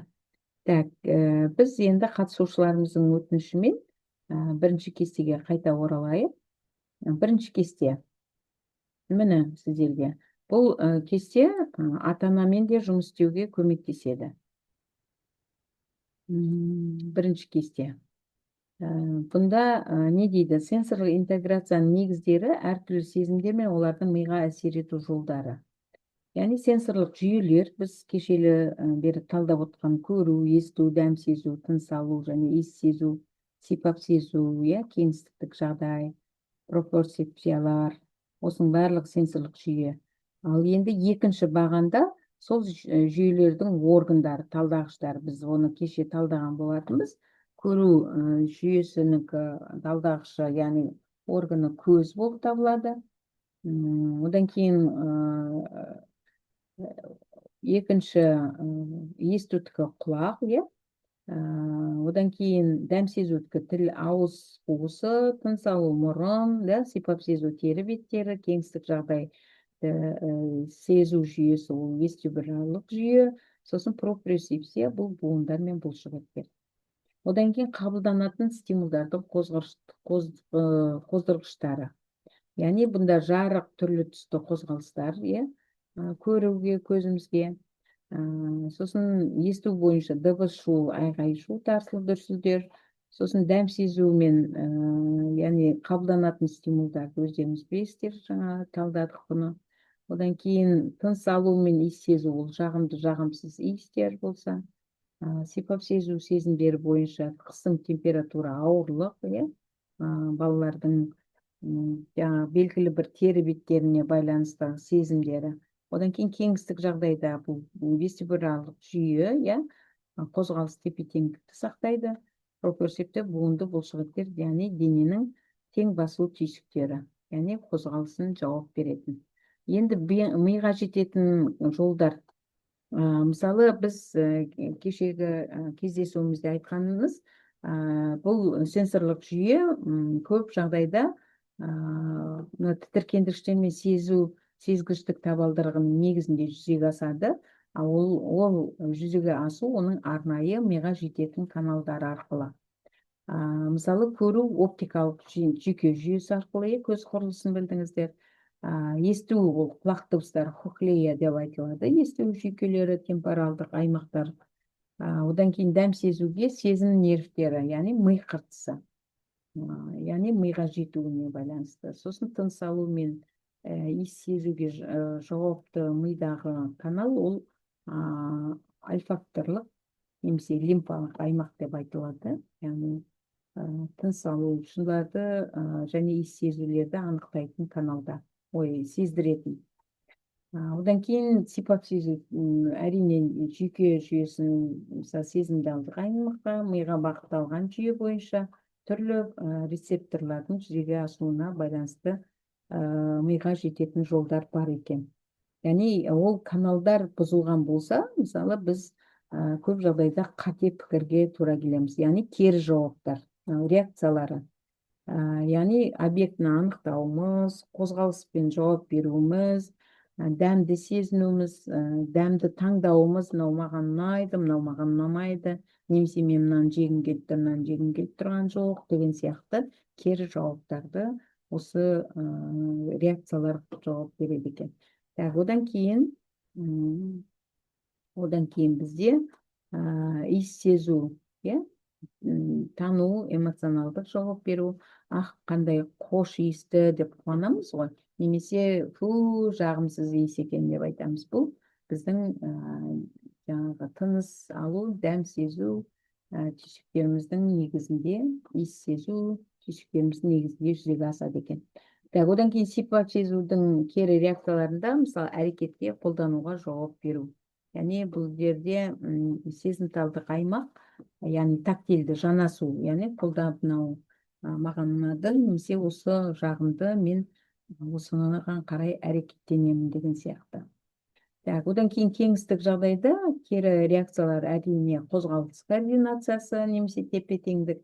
Мысалы, велосипед айдағанда, яғни қозғалыс координациясы, яғни үнемі дұрыс қозғалсақ, онда біз ары қарай дұрыс жүре аламыз. Егер сіз координацияны сақтамасаңыз, әрине құлап зақымданып алуыңыз мүмкін. Сол үшін мүмкіндігінше кеңістік жағдайларды сезіп жүрген дұрыс. Мысалы, кейде балаларды байқаймыз ғой, көше бойында тұрады, ол қауіпті сезбей тұрады. Мысалы, байқаусызда машина қағып кетуі мүмкін, немесе құлап қалуы мүмкін, или тағы басқадай. Сол үшін де қозғалыс координациясы болғанда, ол тек қана белгілі бір тепе-теңдікті сақтаудан ғана тұрмайды, яғни көру арқылы, сезіну арқылы ол өзін қорғай алатын деңгейге жету керек. Абайсыз болған оқиғалар осыған дәлел. Так, одан кейін проперсепция, бұл сенсорлық органы, жаңа бұлшықет, буын деп жаттық қой, ол қозғалысты бақылау және дененің ұстанымы бойынша реакцияларды береді екен. Бұл проперсепция түйсіктің негізгі бөлімдерінің бірі. Осы көп жағдайда миға әсер ету жолдарын білсек, онда біз қолданатын әдіс амалдарды да ретке келтіре алады екенбіз. Жақсы, міне сіздерге бірінші кесте, екінші кесте сенсорлы интеграциялық процестардың негізгі түрлері. Одан кейін үшінші кесте балалар сенсорлық процестерін дамытуға бағытталған түрлі әдістер мен тәсілдер, оны талдадық. Төртінші, бұнда балалардың сенсорлық процестердің дамуын анықтайтын диагностикалық құралдарға тоқталған болатынбыз. Міне осы кестені мұқият үй тапсырмасы ретінде жазып қойыңыздар, қайта қарап, белгілі бір тапсырмаларды жіберетін боласыздар. Так, енді практикалық тапсырмаға келейік. Бізде уақытымыз бар, сондықтан сіздермен біз байланысқа шығайық. Мынандай тапсырма: сенсорлық интеграция сабақтары кімге ұсынылады? Сенсорлық талдау мен процестің бұзылыстары бар барлық балаларға ұсынылады. Және мазасыз және өзіне сенімсіз балалар, моторлы немесе қимыл қозғалысында ыңғайсыз бар балалар, зейін тапшылығы, психоэмоционалды аумақтың бұзылуы, психикалық жаңағы сөйлеу қабілетінің дамуының кешігуі және сөйлеу дамуының кез келген бұзылысы. Ол да әртүрлі әсерлерге байланысты.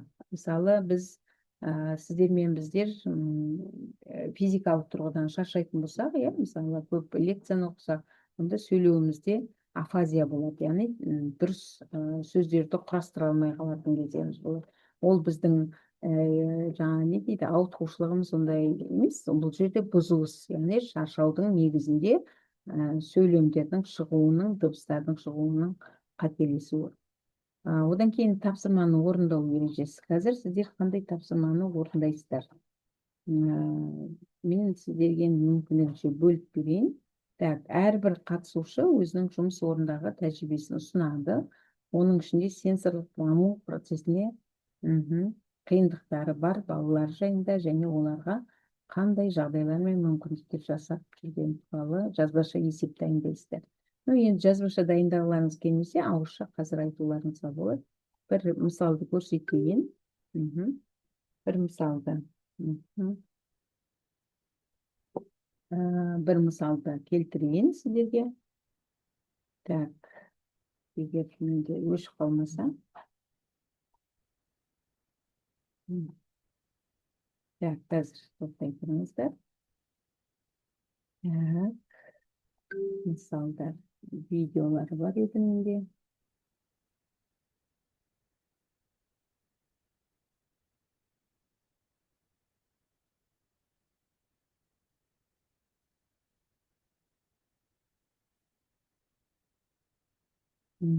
Так.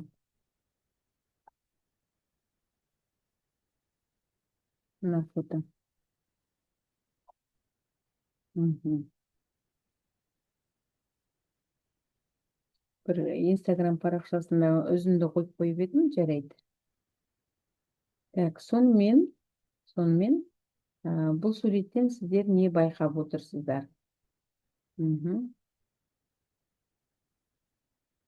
Бұл әріптесіміз өзінің тәжірибесі. Мына суреттердің бәрі сіздер сияқты қатысушылар өздерінің тәжірибесімен бөліскен. Сіздер де маған осылай ертеңгі уақытта өздеріңіз қолданған суреттеріңізді жіберіңіздер.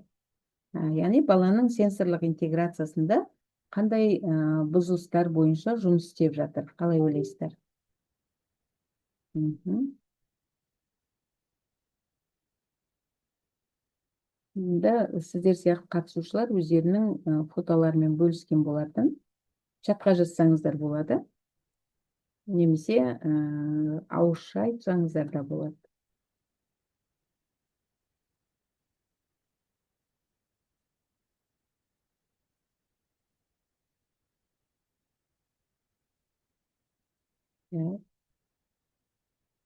Көрініп тұр ма сурет сіздерге?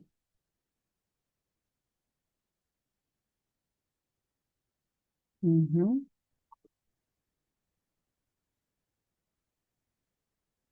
Так, жақсы.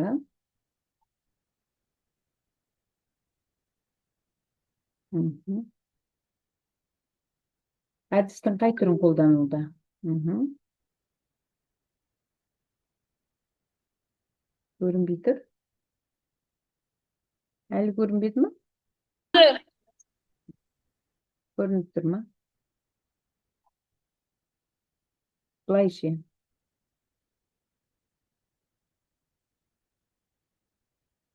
Мгм. Кесте бойынша қандай сенсорлық интеграциялық кешенді жұмыс жүруде? Мгм. Так.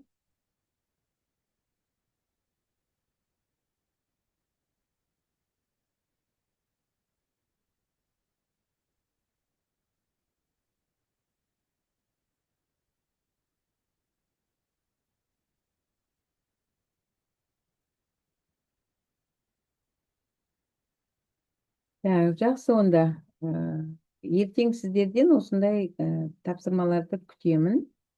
Так, жақсы. Қазір онда бізде тапсырманы орындаған кезде әрқайсыларыңыз сенсорлық даму процесіне байланысты. Так, сіздерге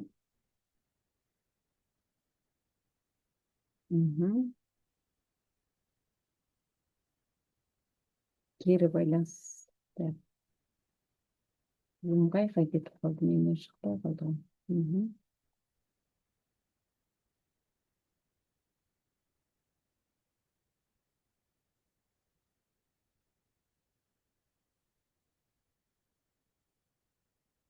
Өшіп қалды ма? Зум көрініп тұр ма сіздерге? Сіздердің дыбыстарыңыз шықпай қалды.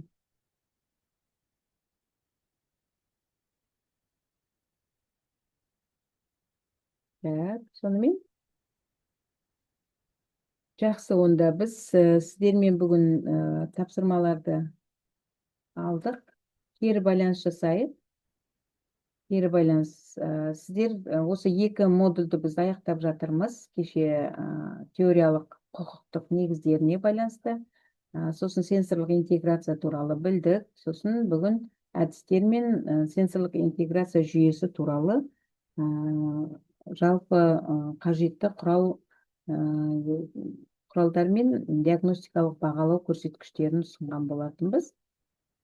Қайсысын түсіндіңіздер, білдіңіздер, немесе аңғардыңыздар, не істейтін боласыздар, кішігірім рефлексия жасайық, сосын мен сіздерге әрі қарай ұсынылатын білімдер мен әдебиеттердің қажеттілігі туралы айтамын.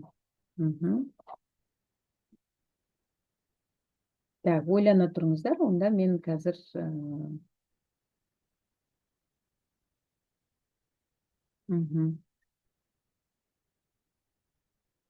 зум көрініп тұр ма сіздерге? Шықпай тұр. Сіздердің дауыстарыңыз да шықпай тұр маған. Менің дауысым шығып тұр ма? Біреуіңіз қосып айта қойыңыздаршы. Менде бір техникалық бір Жоқ, сіздің даусыңыз жақсы естіліп тұр. Иә, Ой, шығып тұр дауысың рахмет. жақсы. Аха, жақсы, рахмет. Көп. А то мен уайымдап отырмын, сіздерден дыбыс шықпа. Даже чатты көре алмай отырмын да. Аха, жарайды онда. Мен енді сіздерге мынандай білімдер көзін ұсынып отырмын, өйткені бәрін бір уақытта айту мүмкін емес қой. Сол үшін де мынандай білім көздері бар. Қазір мен сіздерге ең қажетті деп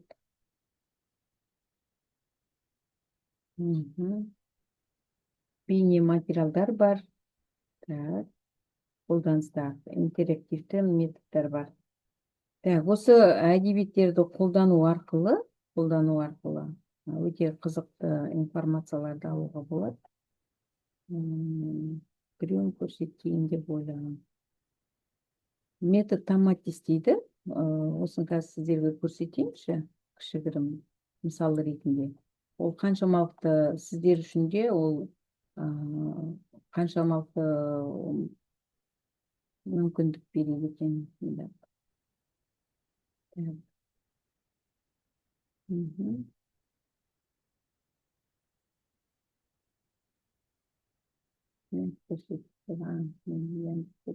ютубқа салу керек.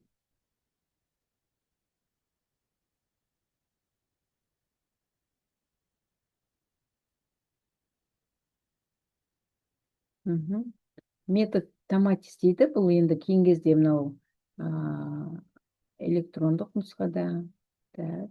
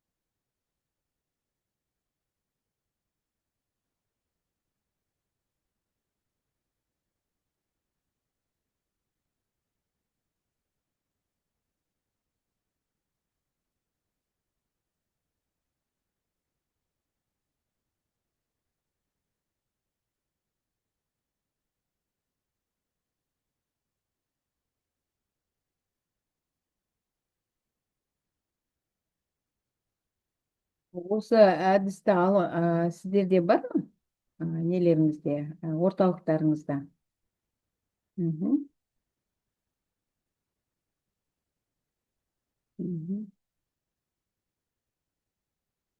Әріптестер.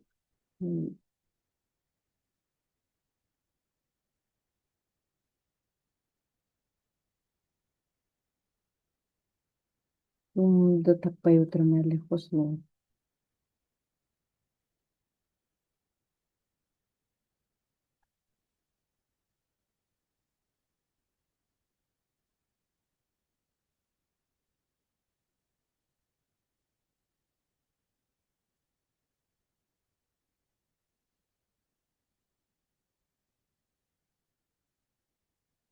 Кетіп қалды. Жаңа видео записті. Так.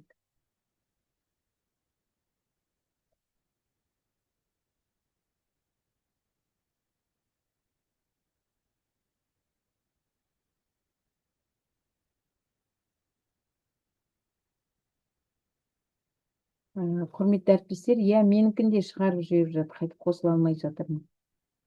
Жарайды, онда бір техникалық бір ақау болып тұр ма, мен де түсінбедім, шықпай тұр менен. Не кірмей жатыр, не көрсетпей жатыр, өзім қайда отырғанын көрмейді. Құр экраным бос болып тұр.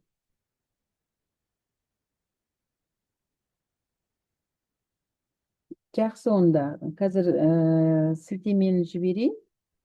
Менде сбой болып тұр ма, түсінбедім соны. Бір техникалық ауытқулар болып тұр ғой деймін. Жақсы, онда бүгінгі жететін шығар ақпараттар. Өте көп ақпарат алдыңыздар.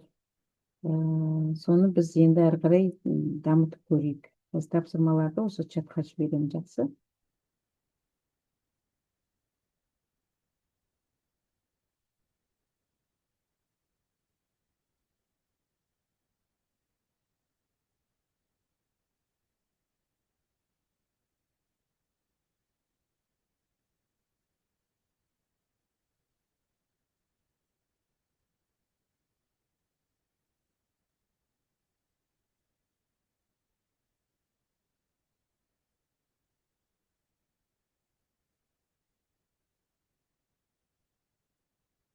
Мен енді көріп жатырмын. Сіздер көрініп тұрсыздар ма, қыздар?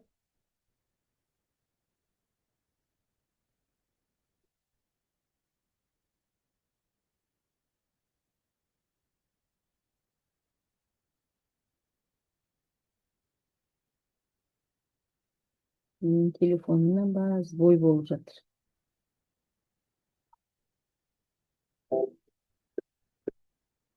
Мгм.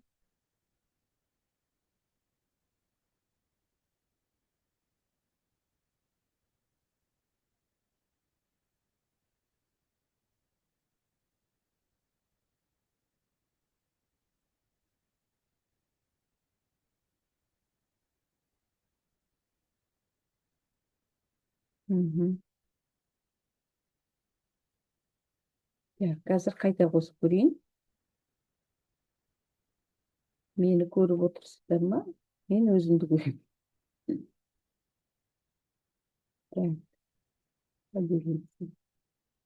Так, енді көрінді ме? Кажется, сіздерге енді көрінді ғой деймін. Көрініп отырсыз. Жақсы.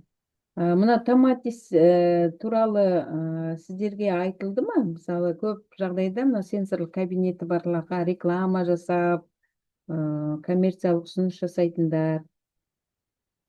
Бұл енді арнайы мынандай лентаға байланысты қолғабы бар, мынау басатын тетіктері бар, кнопкалы аппараты бар, сосын поясы бар. Белге, басқа қойғанға, тағы басқадай.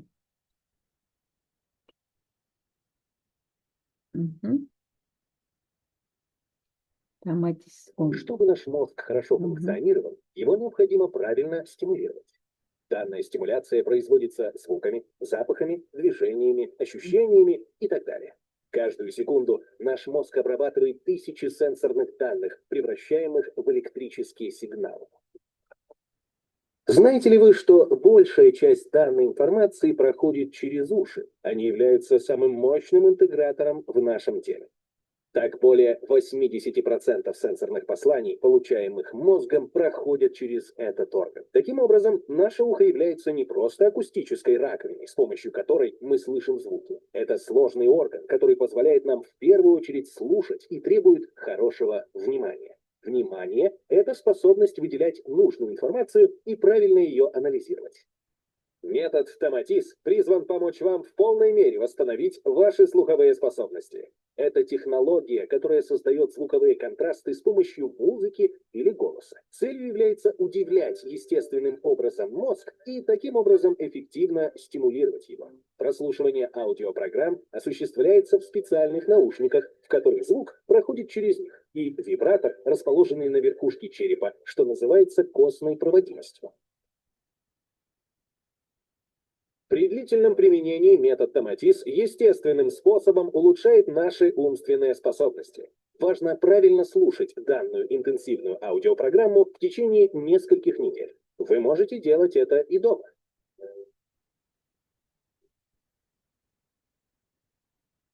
Осындай әдістерді рекламалайды.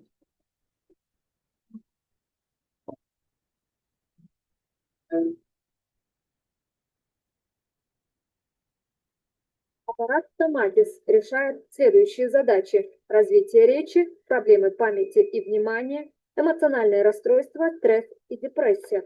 Проблемы обучаемости, улучшает координацию, коррекцию аутизма и других заболеваний, развитие голоса, развитие музыкальности и вокальных данных. Моему сыну полных 3 года, 4 скоро будет, диагноз ЗПРС, задержка психико-речевого развития. ПМКК было в декабре, и вот с февраля месяца мы начали посещать.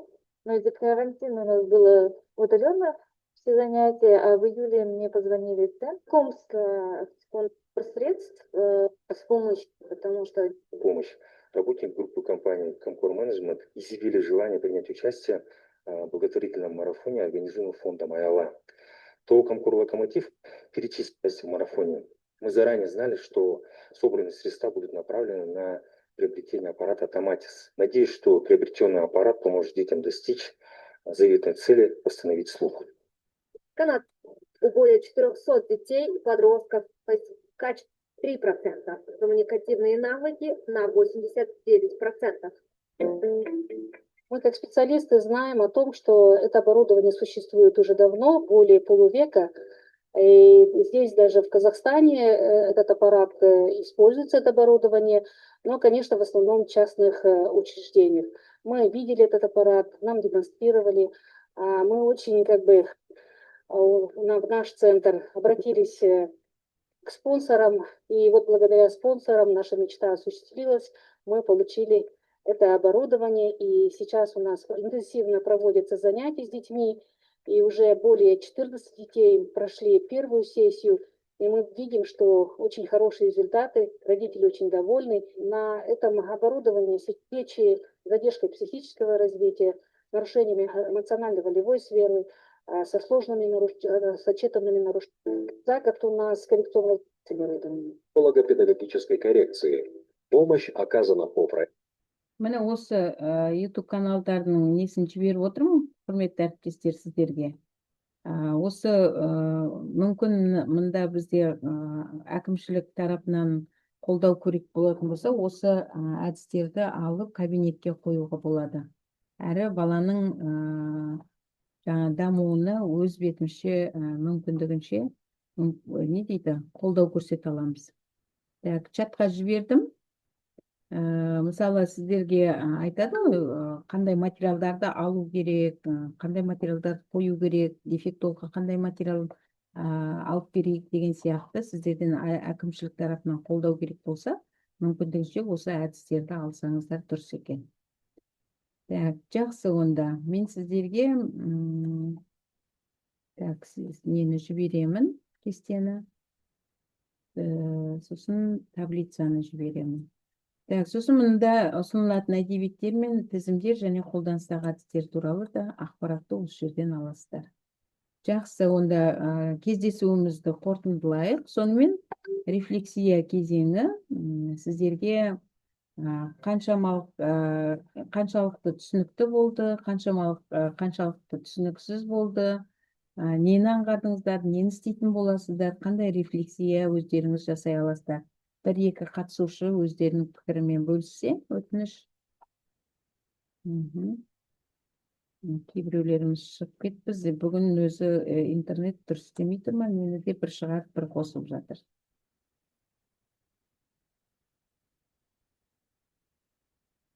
Чатқа жазсаңыздар да болады. Әр қатысушы біз осы сабақ аясында, осы кездесу аясында өз пікірлерімен бөлісіп, тәжірибе алмасуымыз қажет. Ол өте маңызды бізге де, сіздерге де.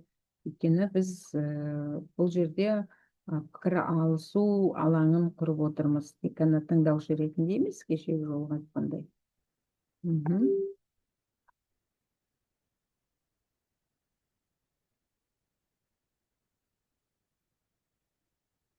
Үзіліссіз отырғаннан кейін мүмкін шаршаған шығарсыздар. Жарайды онда.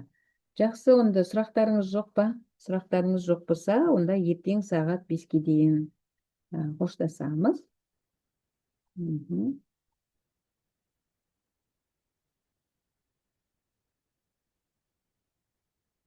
Сабақ мен үшін өте пайдалы болды, дейді Гүлнара ханым. Рахмет. Сенсорлық бұзылыстардың бұзушылығын көре алатын өте түсінікті кестеден таныстым, дейді Өте қуаныштымын сіз үшін, Гүлнара ханым. Кері байланысыңыз үшін де алғыс білдіремін.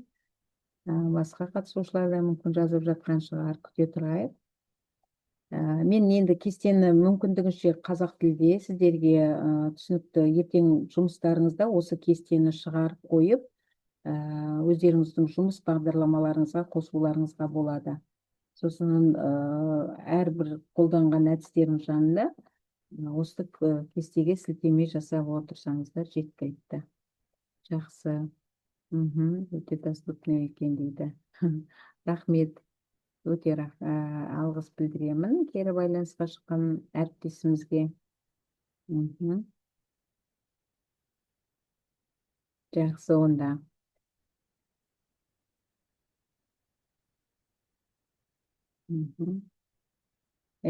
Кеше бүгін жіберген YouTube каналдарындағы материалдарды тағы да бір қарап шығыңыздар. Бұл өте маңызды, уақыт бөліңіздер, өте қысқа нұсқа көрсетіледі ол жерде.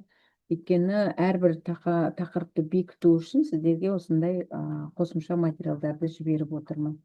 Жақсы, онда сау болыңыздар.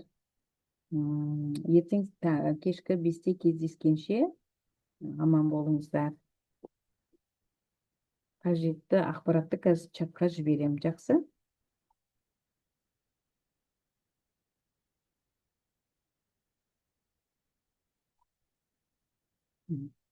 Жұлдыз ханым жазып, кестеңіз күшті екен, сізге рахмет дейді. Жақсы. Сіздерге де рахмет кері байланысқа шыққаныңызға.